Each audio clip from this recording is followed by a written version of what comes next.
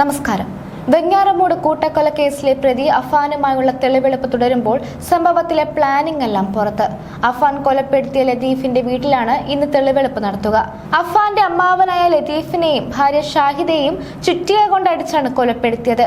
കുത്തുവാക്കുകളിൽ മനം നൊന്താണ് ലത്തീഫിനെ കൊലപ്പെടുത്തിയതെന്നാണ് അഫാൻ നൽകിയ മൊഴി. ഫെബ്രുവരി 24-നായിരുന്നു അഫാൻ കൂട്ടക്കൊലപാതകം നടത്തിയത്. പിതാവിന്റെ അമ്മ സൽബ ബീബി, പിതൃ സഹോദരൻ ലത്തീഫ്, ഭാര്യ ഷാഹിദ, സഹോദരൻ അഫ്സാൻ, കാമുകി ഫർസാന എന്നിവരെയാണ് അഫാൻ 6 മണിക്കൂറിനുള്ളിൽ കൊലപ്പെടുത്തിയത്. 80,000 രൂപ ലത്തീഫിന് നൽകാനുണ്ടായിരുന്നു. അഫാന്റെ ആർഭാട ജീവിതം കൊണ്ടാണ് സാമ്പത്തിക ബാധ്യത ഉണ്ടായതെന്ന് ലത്തീഫ് കുറ്റപ്പെടുത്തിയിരുന്നു. ഇതിൽ മനംനൊന്താണ് ലത്തീഫിനെ കൊലപ്പെടുത്തിയത്. സോഫയിലിരുന്ന ലത്തീഫിനെ ആക്രമിക്കുന്നതിനിടയിൽ ലത്തീഫിന്റെ മൊബൈലിലേക്ക് കോൾ വന്നു. ഇതോടെ തുടർച്ചയായി ചുറ്റിക കൊണ്ട് തലക്കടിച്ചു. ഇത് കണ്ട ലത്തീഫിന്റെ ഭാര്യ ഷാഹിദ അടുക്കളയിലേക്ക് ഓടിയെന്നും പിറകെ ഓടിച്ചെന്ന് അവരെ അടിച്ചു വീഴ്ത്തിയെന്നും അഫാൻ മൊഴി നൽകി.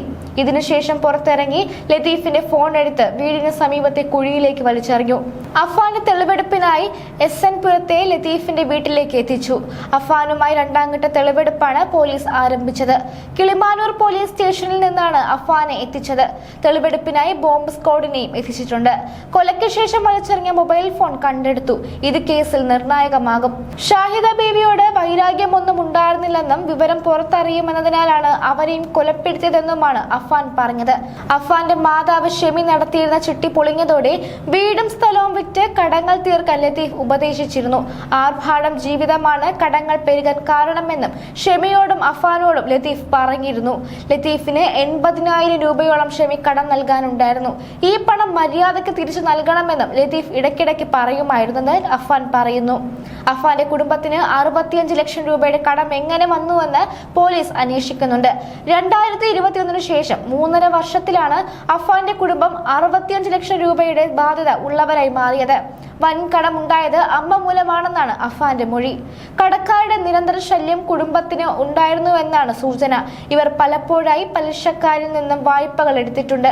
പലിശക്കാരുമായുള്ള പണമിടപാടുകൾ, കടബാധ്യതയിൽ എത്ര രൂപ പലിശ നിരത്തിൽ കൂടി എന്നതിനെ പറ്റിയെല്ലാം അഫാന്റെ അമ്മ ഷെമിയോട് വിവരം തേടുമെന്നായിരുന്നു പോലീസ് പറയുന്നത്. ബന്ധുക്കളുടെ ആഭരണങ്ങളും വീടുകളുടെ ആധാരങ്ങളും വാങ്ങി ഇവർ പണയം വെച്ചിട്ടുണ്ട്.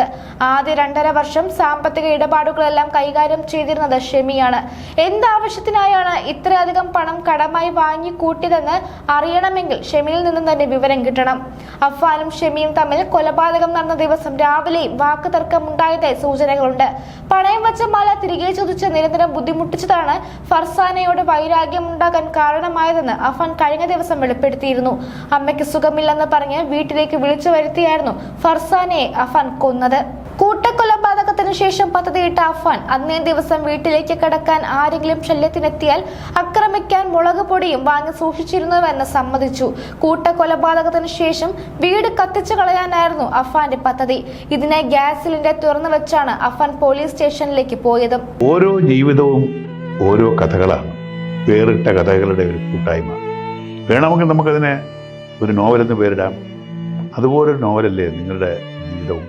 എന്താ, ശരിയല്ലേ? നിങ്ങളുടെ അനുഭവങ്ങൾ, കഥകൾ എന്തുമായിക്കൊള്ളട്ടെ, അത് കേൾക്കാൻ DNA ന്യൂസിലൂടെ ഞാൻ എത്തുന്നു. കഥ പോലൊരു ജീവിതം, അതിനായി ഞാൻ നിങ്ങൾക്ക് വേണ്ടി കാത്തിരിക്കുന്നു.